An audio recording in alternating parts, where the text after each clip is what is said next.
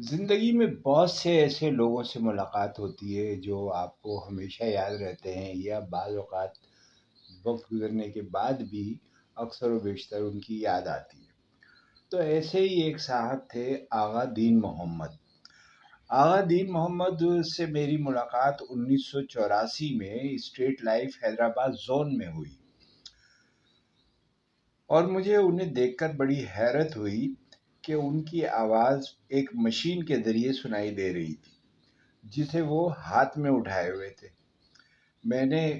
ان کے بارے میں معلومات حاصل کی تو مجھے پتہ چلا کہ ان کا نام آغا دین محمد ہے، اور state life insurance corporation Hyderabad zone میں سیلز مینیجر ہیں۔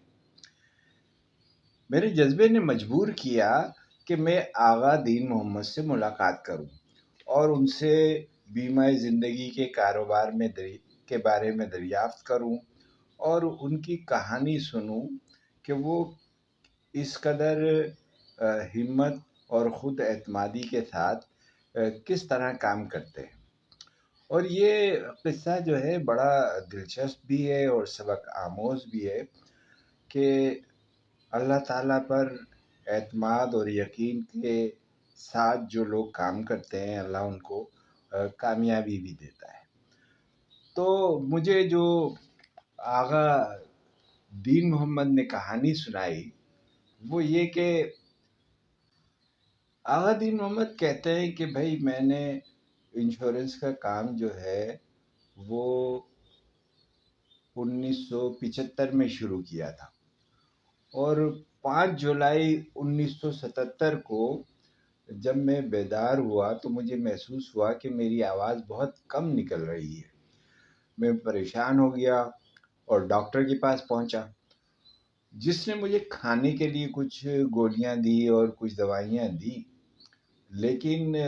اس سے تو میری آواز جو ہے وہ بالکل ہی ختم ہو گئی، اور میں بات کرنے کا بھی محتاج ہو گیا۔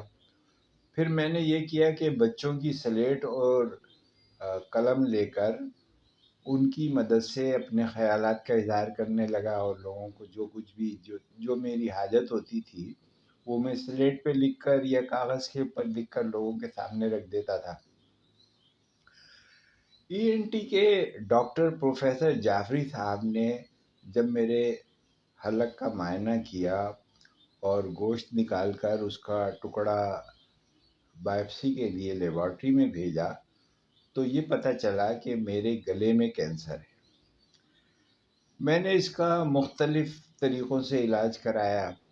گلے میں بجلی بھی لگوائی، لیکن افاقہ نہیں ہوا۔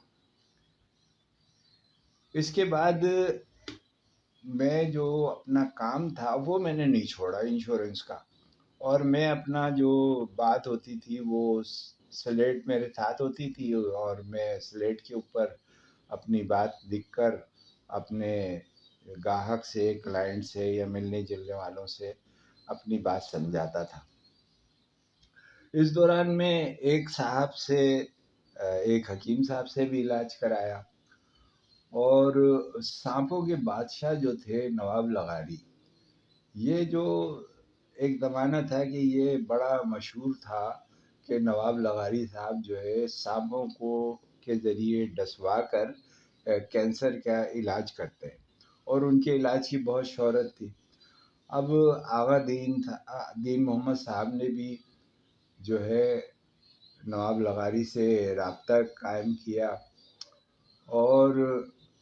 انہوں نے کوشش کی کہ وہ اس ذریعے سے سانپوں کو ڈسوانے کے ذریعے سے اپنے مرض کا علاج کر لیں، لیکن اس میں بھی ان کی کوئی کامیابی نہیں ہوئی۔ پھر پروفیسر جعفری صاحب نے جو ہے ان کے گلے میں ایک نلکی ڈال دی، اور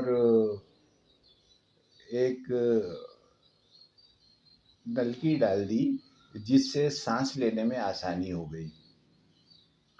پھر انہوں نے آپریشن کر کے ووکل کارڈ جو ہے وہ ان کی نکال دی، اور اس سے جو ہے آغا صاحب کی جو آواز ہمیشہ ہمیشہ کے لیے ختم ہو گئی۔ اب 1.5 ماہ اسپتال میں گزارنے کے بعد انہوں نے ہاتھ میں مستقل طور سے سلیٹ اور پینسل لی، اور جو ہے لوگوں سے بات چیت کرتے، اور لوگ ان کو گونگا یا بہرا سمجھنے لگے تھے، لیکن انہوں نے اپنے گلے میں ایک تختی لٹکا لی کہ میرے کان صحیح ہیں، آپ مجھ سے زور سے یا اشاروں میں بات نہ کریں، میں اس طرح انشورنس کا کاروبار کر رہا ہوں۔ پھر اسٹیٹ لائف کے اس زمانے کے جو چیئرمین تھے ڈی ایم قریشی صاحب، انہوں نے ان کے علاج کے لیے بھی کوشش کی۔ ان کے ایک صاحبزادے تھے جو آغا دین محمد کے، شفیق انصاری، وہ تعلیم کے لیے لندن میں تھے۔ انہوں نے اپنی بیماری کی صورتحال ان کو لکھ کر بھیجی، تو انہوں نے وہاں سے 58,000 روپے میں اس وقت کے یہ مشین ان کو خرید کے دی، جس کے ذریعے وہ اپنی مشینی آواز سے جو ہے وہ بول سکتے تھے اور وہ اپنا کام کرتے تھے۔ تو آغا صاحب جو ہے وہ بہت اچھے پروڈیوسر تھے۔ 1981 میں جو ہے انہوں نے 3,61,000 روپے سالانہ کا پریمیم کیا تھا، جو اس وقت بہت بڑا پریمیم تھا۔ آج کے زمانے کے لحاظ سے تو یہ بہت کم نظر آتا ہے، لیکن اس زمانے میں بہت چھوٹی پالیسیاں بکتی تھیں۔ تو انشورنس میں ہم یہ بھی دیکھتے ہیں کہ بہت سارے لوگ جو ہیں، جو معذور ہیں، جو اس طرح کے صورتحال میں یا کسی شدید بیماری میں ہیں، لیکن اس کے باوجود وہ اپنی زندگی کا رشتہ قائم رکھنے کے لیے جو ہے وہ انشورنس کے شعبے سے وابستہ ہیں اور وابستہ ہوتے ہیں اور اپنا کام کرتے ہیں۔ تو یہ بھی عزم و ہمت کی مثالیں ہیں جو آپ کے سامنے ہیں کہ لوگ ہر صورت میں کام کرتے ہیں۔ تو آپ کو بھی چاہیے کہ اپنے کام کے اوپر توجہ دیں۔ آپ تو صحت مند ہیں اور اللہ نے آپ کو بیماریوں سے محفوظ رکھا ہوا ہے، تو اس نعمت کی قدر کریں، اپنے وقت کی قدر کریں اور اپنے کام کو آگے بڑھائیں۔